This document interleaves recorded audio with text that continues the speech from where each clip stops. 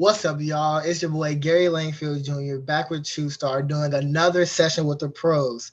Today we are interviewing Evan F. Moore, co-writer of the book Game Misconduct: Hockey's Toxic Culture and How to Fix It. Evan F. Moore is not only an author, but he's also a journalist. His work over time has been in the Rolling Stone, ESPN, Chicago Magazine, and Bleacher Report. He writes on things like culture, race, and he writes on sports too. Hey, Evan, how you doing? Oh, good. Thanks for having me. Appreciate it. No. Thanks for joining us today.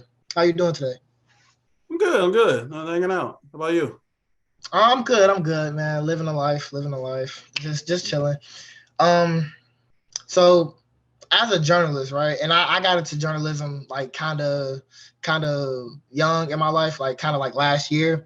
So I want to know, when did you get into journalism? I was in my early 30s, believe it or not. I mean, I was kind of at that point in my life where I had graduated from college and I kind of didn't really have a career. I just hanging out and, just doing whatever and not really thinking about my future per se. But I know at one point in my life, I was either going to be a teacher or a firefighter or a police officer. And I honestly, backed into journalism. So I was about in my early 30s when that happens. And I always kind of tell people, man, there's no, age limit on finding your niche. Yep.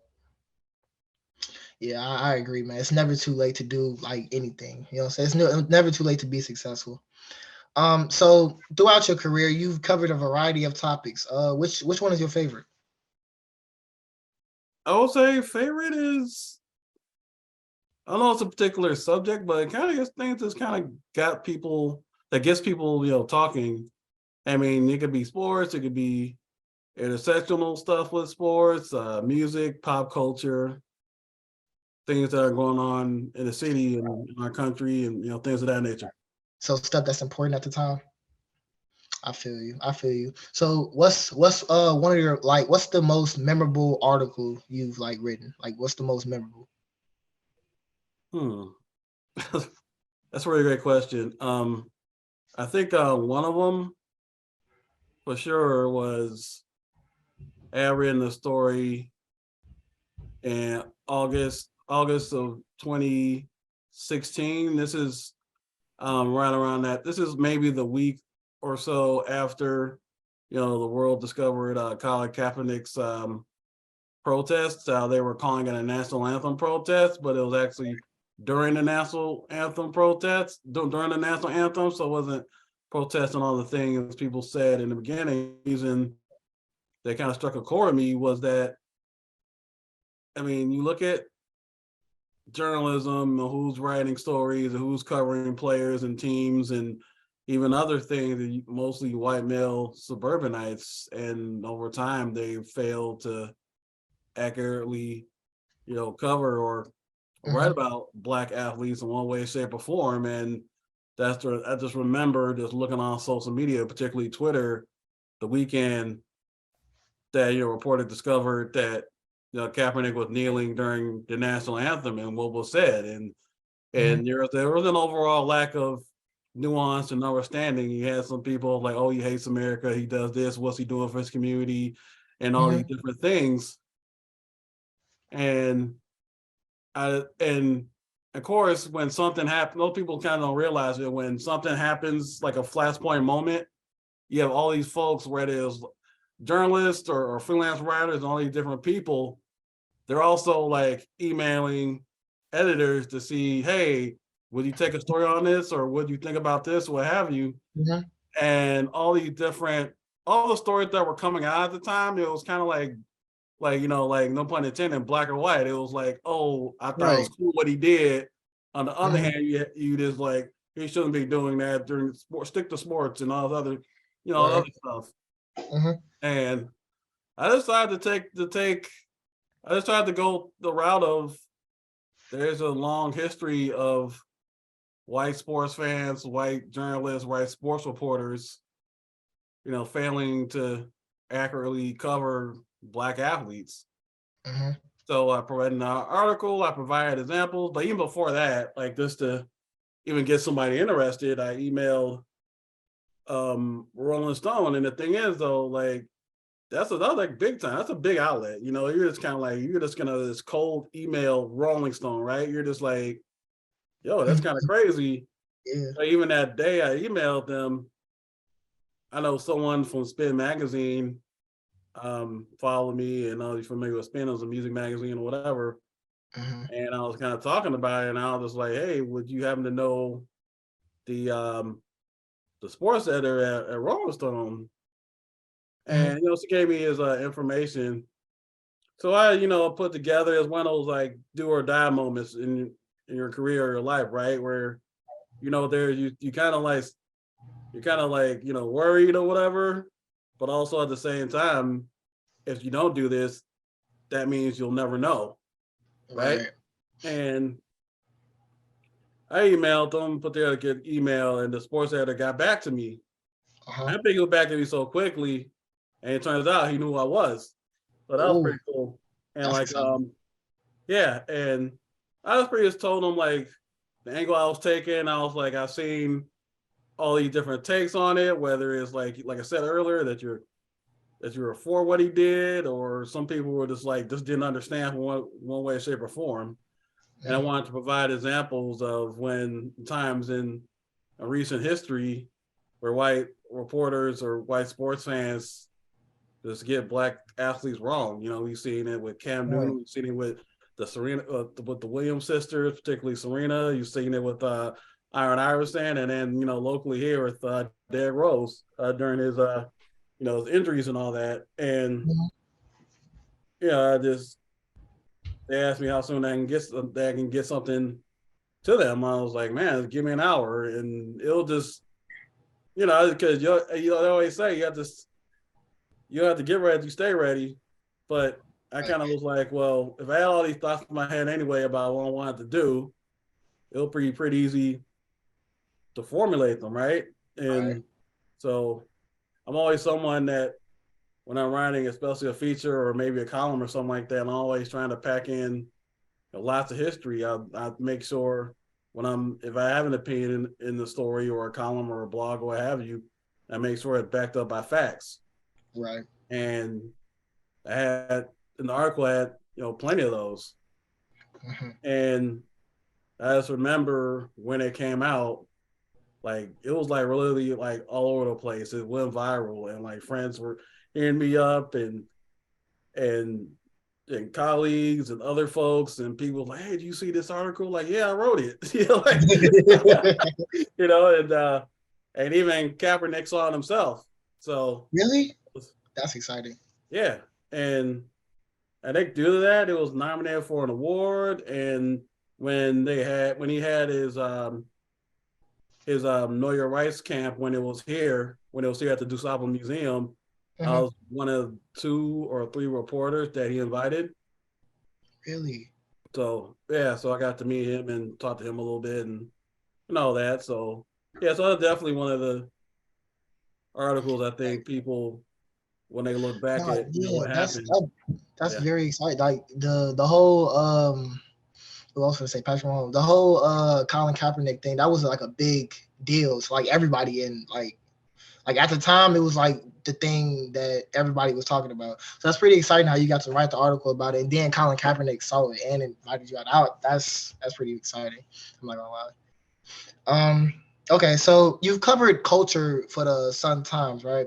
So what is it like to cover like culture topics? You know what I'm saying? Like what does culture mean to you? Well, it was. I was at the Sun Times and I covered culture and entertainment, so that kind of a large swath of things. It could be music, it could be plays, it could be restaurants, it could be like TV, podcast, and then I got to write a lot of different things. And I was Mm-hmm. probably one of the few people on a local level, probably even nationally, that wrote about versus battles, like like pretty frequently.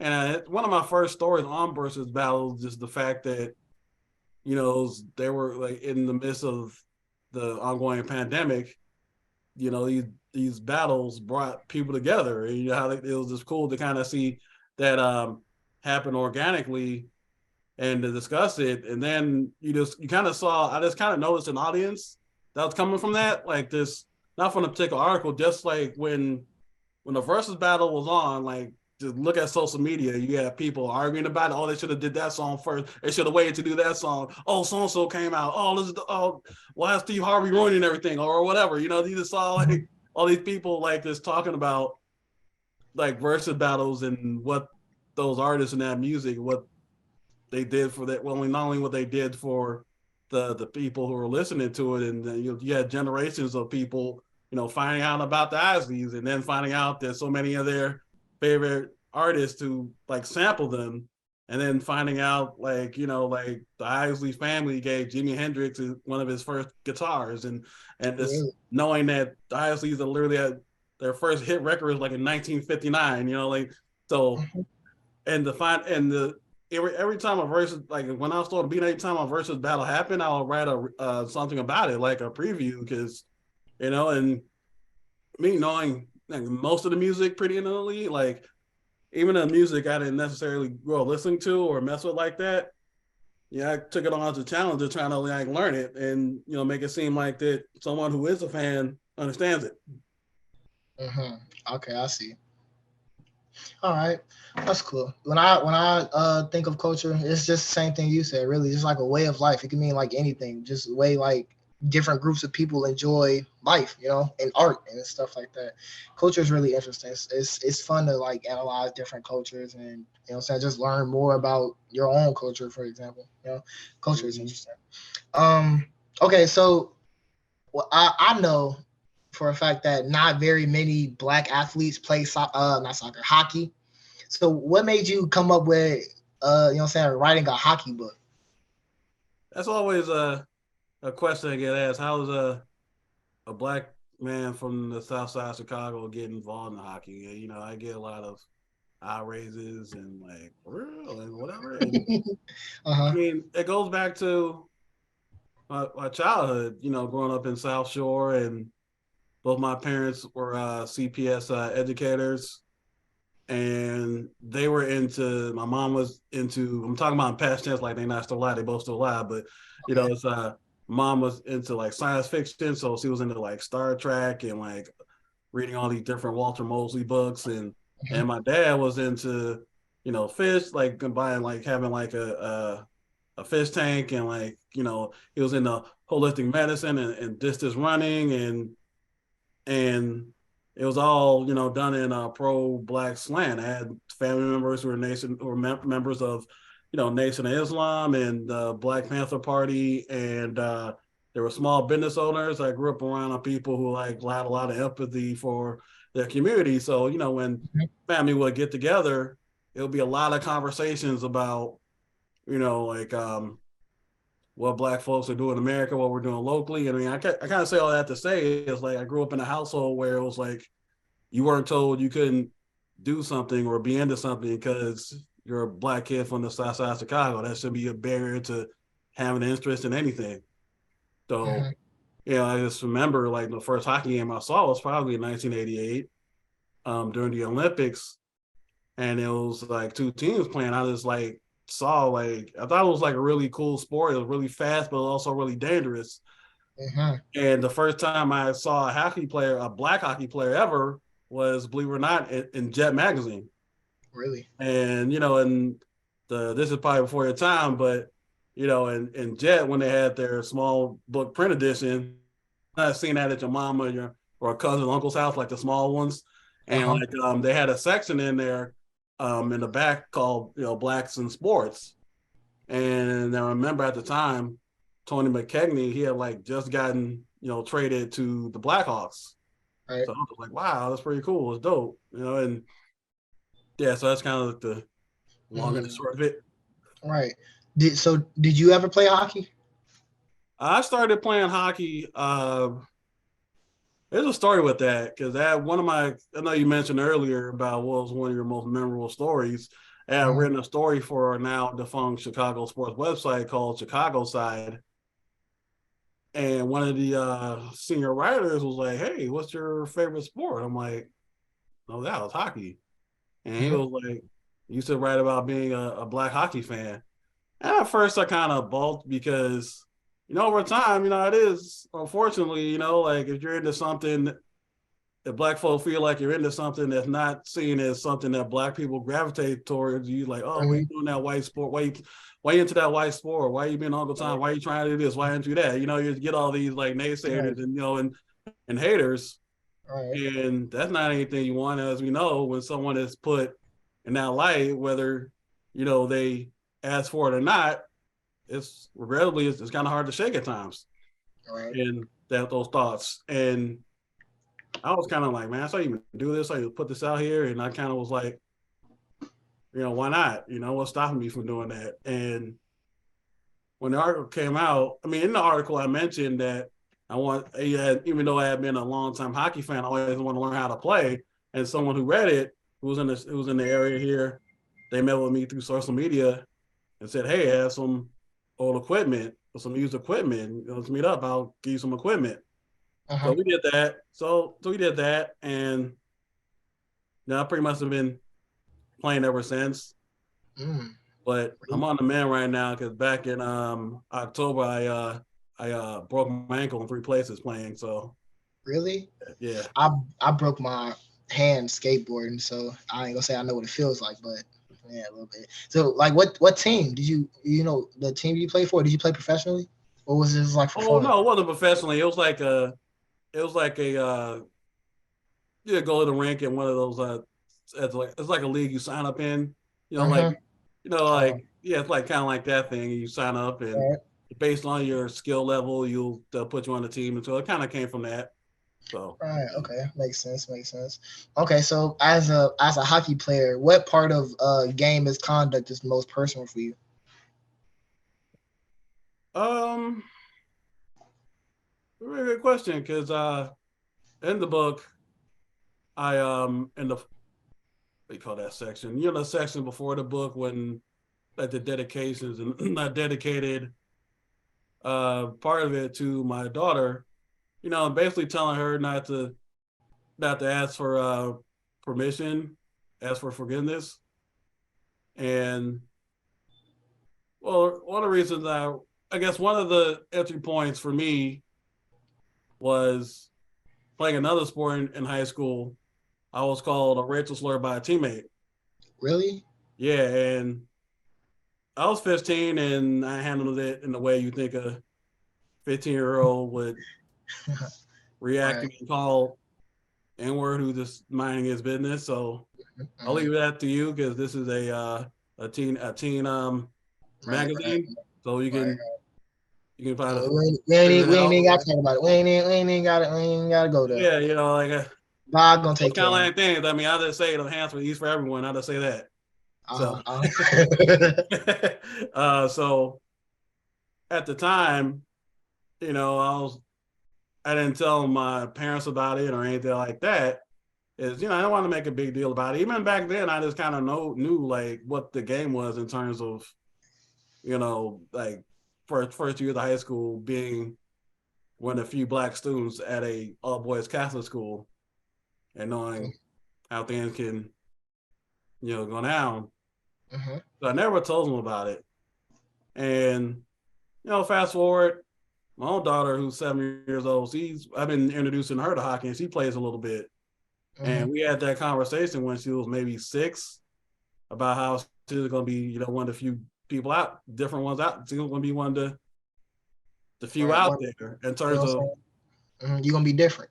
yeah, like I had that conversation with her about race way earlier, pretty early about Uh-huh. her, not only being a half black, half Latina child who presents black, and also, yeah, all that, being a kind of a double minority in that sport. Uh-huh. And I told her, hey, if something happens, you grab me, you grab your mom, you talk to a coach, like let us know, we'll handle it. And you don't want to, like I did back then, you don't want to internalize things because it can bubble up and lash Right. out It's not, in yeah, other it's not healthy. ways. So Yeah, Yeah, it's not. so It's it's not kind of healthy. part of it. Right. Okay. That makes sense. That makes sense. All right. Yeah. No. That's wow. I don't. Being one of the only like very select black people that plays hockey, and for that to happen, that's crazy. I look. Maybe you didn't handle it the best way, but as long as you didn't quit the sport, that's all that matters. You know what I'm saying? That's all that matters. How Oh yeah, so? How just long? to clarify, it was I was on the football team when this happened, so I wasn't actually playing hockey when this happened. Oh, This so you happened when I wasn't was playing. like this happened when I was like 15, 16 years old. So I was Right. just saying, like, when my kid played this, he's out there and someone Mm-hmm. said something to her that's, hey, go tell me, tell your mom to go tell an adult. Mm-hmm. So I don't want her to handle it, in the way I did, when I Mm-hmm. was, that age. So yeah, and I internalized it. I kept it close for a number of years. My mother and father found out about it from reading the book. Yeah, That's so I makes mean, sense. people who are close to me knew, but I didn't want to like know about that. I was kind of like, Yeah. I just feel like, Yeah. like there's certain things. I mean, you're a teen, there's certain things you don't go to your mother and father for everything. Some things you just gotta Yeah. handle on It's your just, own. you know what I'm saying? This is one of those Yeah. things. One no, you know what I'm saying? One no huge deal. You know what I'm saying? I Mm. take care of it. That makes sense. It's okay. I definitely feel you. It's like I'm not 15, but I feel you. I'm a teenager, so same thing. So how long did it take you to write this book? Um, I was wrote it with someone, so it wasn't too bad, but it was like because being a freelance writer, you have all this information from past or previous stories where it never got published, Hmm. and we were pretty knowledgeable about the subject matter too. So it was like, like we was able to throw this book together pretty quickly. I mean, Right. we had necessarily reached out to the publisher maybe in early 2020, and then they were kind of interested somewhat. But then, what happened in March 2020? COVID happened, and then we had Cool. the summer of uprising, right? And Hmm. we got our book deal in the midst of all that. Hmm.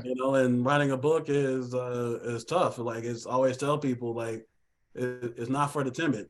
I mean, even though I had someone with me, but it was also like I reached out to so many people who have written books and told me their stories, and I was also, like I said, on Hmm. the covering a beat at a major newspaper. I'm Right. also a father, a single father at that. Hmm. Like, so, my time management, it was crazy back then. Hmm. Like, I like feel you. it's, like you write, because I figured it out. I'll maybe write for an hour or two in the morning, or maybe write, you know, um, in the evening, because you definitely don't want it to take over your life and you Yeah. get burnt out that way. And I also was leaning on a couple other people who was formulating their books at the time. Like, it was like a little like DM chain with me, my co-author Jasmina, Miriam Fader, who writes for Blue Reports. She came at the time, she was writing a book about Giannis Antetokounmpo, Okay. and other person, Justin Tinsley, who's a writer for Anscape. He was writing a book about Biggie Smalls, Notorious Big. So, the four of us, between the four of us, we were kind of going back and forth. We were like just always checking in on each other, because Mhm. as I said before, writing a book is a lot. It is. I feel you. Okay. I feel you. I feel you. Writing a book is a lot. Like I don't write books. Me personally, I write scripts, and scripts are super hard. Like Mm-hmm. yes, I get. I feel you, man. Writing is hard. I love it. I love doing it. You know what I'm saying? It's gonna be my career, but writing is hard, man. It's really hard.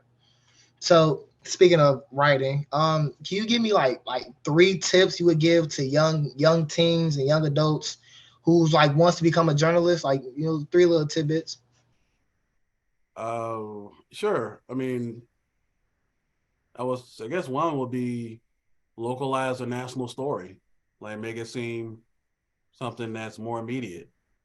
Mm-hmm. Like, I would say that, like, and also write about as many topics as you can. Like, those don't write about, like the things you're most knowledgeable about. Like, just expanding, because a lot of sports writers were writing like breaking news and other things during the early on in the pandemic because there were no sports. So they had no sport to write about. So you're not going to sit there. You got to do something, So I right. always say this: Okay. write about so many different topics, as many topics as you can. And I guess number three, I mean, this you're writing when you're speaking to a source or interviewing someone.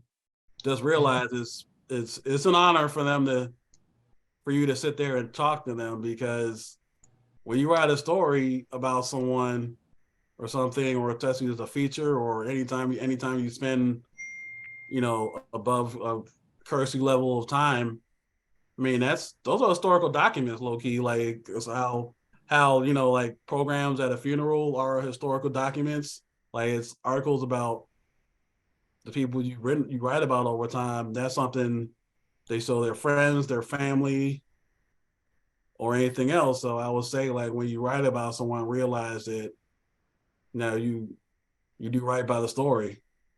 Mm-hmm. Like yeah. I mean, Right. obviously, I had talks over time with different folks where it's like, hey, I'm gonna write about you. If something good happens, you do something stupid, I have to write about that too. So that's kind of what that is, and let's be like completely honest with people, and because most people don't really know the tenets of journalism. Like they don't know what off the record or background or some journalists, they look at it as any interaction with a source is considered on the record. Like he talking on the street through Twitter DMs or through email. Like Mm-hmm. that's most of folks who are in that field have no idea what that is. Right. And sometimes we don't take the time to explain that to them. And Yeah. why you see some of the strife that you see today. Mm.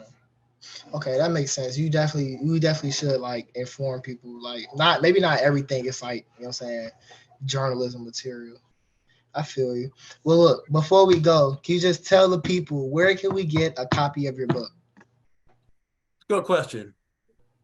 I would say, I would say, because most people say, "Oh, Amazon or whatever." Yes, it's on there, but it was up to me. I would say go to the website of your favorite indie bookstore. Indie bookstore.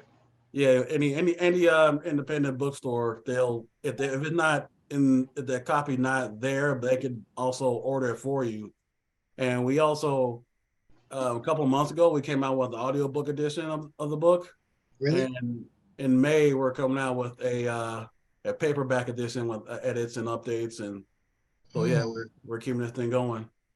Okay. So is it gonna be like it's gonna be a new book, not a new book, but like the same book with just some updated facts, or is it just Updated like facts and some updated some things that's happened over time, and also our thoughts on the book and what's kind of Mhm. happened since, and the Right? reaction to it. I mean, it's something where it's like, we consider it success because not because of like book sales or when Amazon slapped the bestseller tag on it. Mhm. That's happened, but you know, well, we can change minds and get people to kind of think. I mean, you don't have to necessarily have to be a hockey fan to get down with this book. Like many things we discuss, they happen in any vocation you think of. They happen in education, journalism, um, law enforcement, law schools, like Really? this, all these different things. We talk about all these different toxic behaviors in sports, where it's racism, homophobia,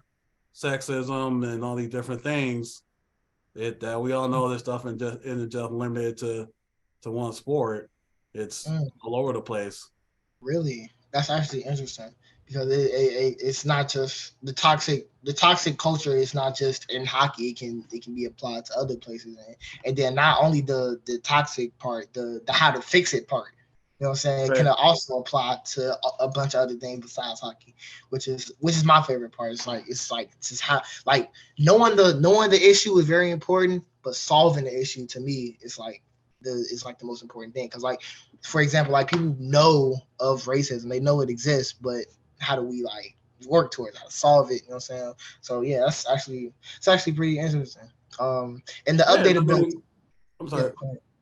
Yeah, because not many hockey books um, have two black women on the cover, like Renee Hess, who wrote our forwards. She used to founder of the Black Girl Hockey Club, and then we have Saworia Tinker, who was a Black woman, a hockey player who wrote the front cover blurb. And we Mhm. throughout the book, there are so many voices of color, particularly women. So we just we also wanted to show like the world is bigger than the traditional hockey voices. There's so many people that's coming into, that's coming our fans or players or journalists who write about the sport all the time who happen to be, folks of color. Mm, that's interesting. Well, that's it for me. Thanks a lot for coming out, Evan. I really appreciate this interview. Um, I'm Gary Langfield Jr. with True Star, and I'm out.